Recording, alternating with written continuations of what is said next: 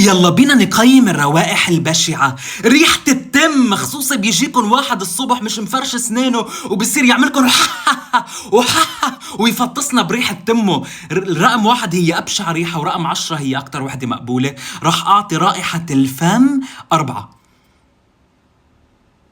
جراب كلسات يا الحمد لله ما بحياتي شامم ريحة جراب كلسات، بس نعطيها رقم 6.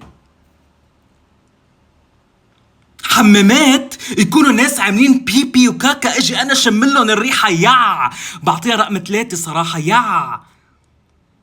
بيض، لا مقبولة ريحة البيض صراحة انه بتقطع، نعطيها رقم 8. الزبالة